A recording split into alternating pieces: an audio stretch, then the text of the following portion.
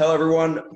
I'm Nick Aldis, special correspondent for FITE TV, and I'm here today to talk about Saturday, September 12th, Viva Mexico. Very special presentation from King Carlos Promotions for Mexican Independence Day weekend. A great night of boxing, headlined by my guest at this time, multiple-time world champion King Carlos Molina. Carlos, welcome, my friend. Hey, what's up, Nick? How you doing? I'm good. I'm good. You got a busy schedule right now, promoting a fight and prepping for a main event. I mean, how's it all going? How are you feeling? I feel good. I feel good. Getting used to it already. This is gonna be my fifth show of the year. The third one during the pandemic. We did the first one in North America, so I'm getting used to it. I'm getting used to all the COVID test, the sanitizing, the mask, and the distance, and no crowd. You were the first. A little bit You were of the everything. first promotion to put on an event during the pandemic, right? And what's the Yes. what's the difference, and how much have you learned just in the space of time since that first one to now? I mean, like, I promoted shows before this, and this is like 100 times harder. And you just gotta like take the precautions. It's a crowd. You gotta get the permissions. You gotta deal with so many different things that you never had to deal with before. And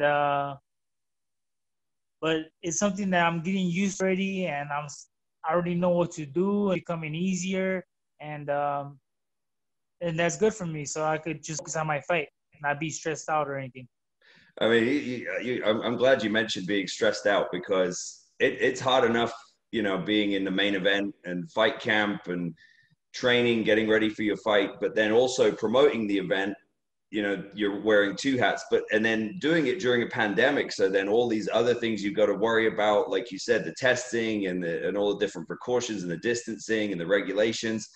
I mean, that's a heavy load on your shoulders, and that's a lot of pressure. I mean, because aside from the fact that you're promoting the event, you're the biggest name on the card. You're a former world champion, and you're coming up on you're looking for your fifth win in a row. So it's a lot of pressure for you to deal with. Are you feeling that, or how are you dealing with that?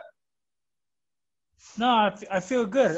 I like the pressure. The pressure makes you. I feel like it makes me do better at everything. So I like that pressure. I could perform better, and no problems. You're taking on Hector Baby Zepeda. For those of us who aren't that familiar with Hector, what can you tell us about him, and how did you come to the decision that you were going to fight him on this card? Well, we're looking at a few opponents, and he's one of the guys that he's 19-1. He's tough. He's young. He's fast, and that's what we want. We want a guy that so he could test you and stuff, and it's a good. Fast hands. That's one of the signature things of Mexican boxing. For people who don't know, explain what makes Mexican boxing different, to other boxing styles from around the world. What is it about Mexican boxing? Because I'm a boxing fan, so I kind of get it, but it's better to hear from the horse's mouth. Describe to people what makes Mexican boxing special. It is different, and all my fights have been in the States, and then majority of my fights have been in the States, and right here in Mexico, it's been a different experience. And if you don't go out there and you don't fight, or you're clinching, or you're doing something like that, they're gonna be quick to boo you, to let you know that that's not what they want. They want to see blood. They want to see war. They want to see fighting, and it's just like it's just that hope you have in you. Like, as far as every fighter, it's like, even if you're getting the whole fight, all it takes is one punch, change it around, and I feel like we know that, and they expect that, and they expect to give it your all every single second of the night. Yeah, it's that Mexican style, man, just straight ahead, banging, you know, throwing hands, fast hands, like never say die. It's one of the things that makes Mexican boxing special, and we've seen that for generations. Uh, Tell us about the co-main event, Francisco El Bandido Vargas versus Luis Lobo Montano, and tell us about the rest of the card. It's only a four-match card, right? Well, we're gonna put some more, but these are the ones, four main cards, The and main all these card. guys are, you know, they could do a main event. You know, like all four fights could be a main event in any other show, and that's the kind of show that we want for Mexican Independence Weekend, which is the biggest night of boxing every year, and that's what we got planned. This fight's happening in your hometown, right? Yes, actually, we got a few different areas here that a few different towns we could do it in, and we might do it in my hometown, and but we're looking at other different venues and possibilities. But the good thing is that as far as right now, we're not having a crowd, so we switch it up anytime we want. And I'm actually working on trying to get to have the first one with crowd in boxing. How's And that we're gonna looking? do it at a distance, and you know, have a few tables. It's looking good. It's looking good. I'm waiting for permissions now, and we're actually planning the whole Mexican end, like as far as a rodeo, you know, national anthem, like fireworks. I want to do it up for this event. Yeah.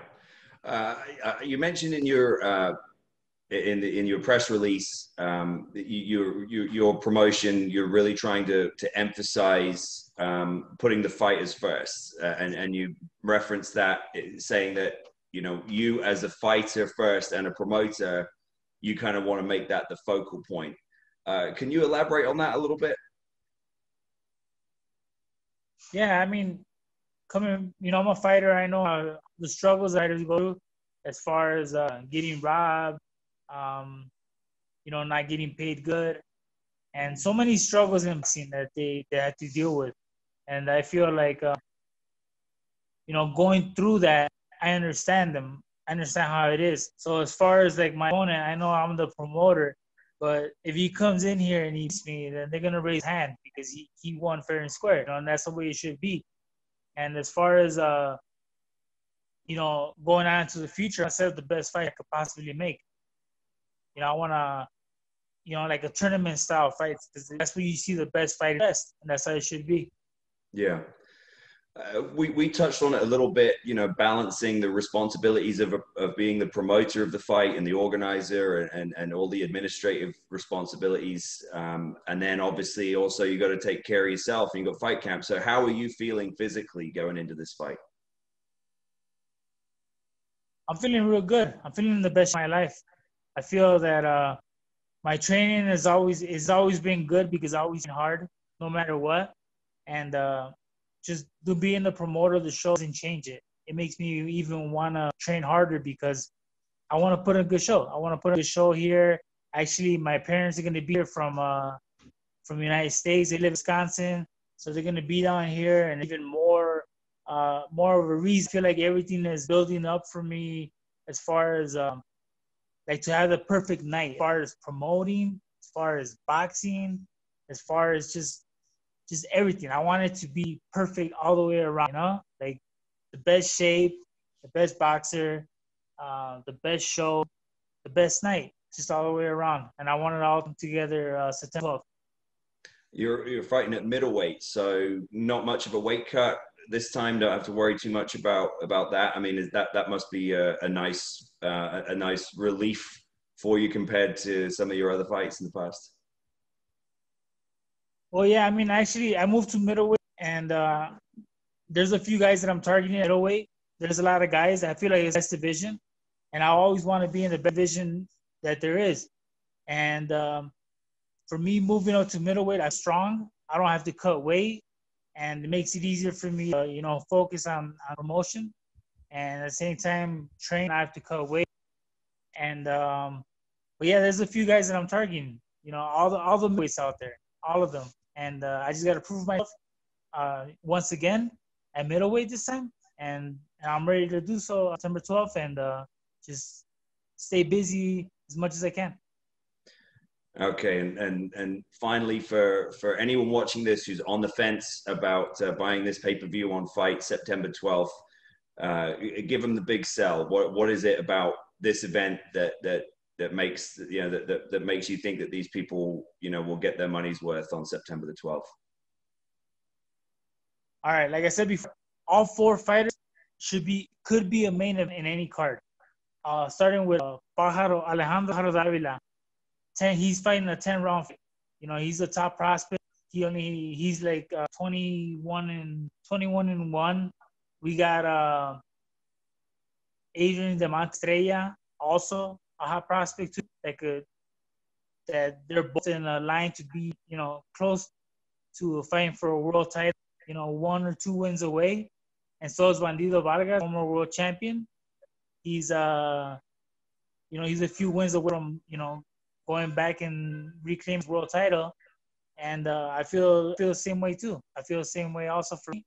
I feel like I'm just a few fights away. That's the thing about boxing. It's like you're only 1 fight from a world title.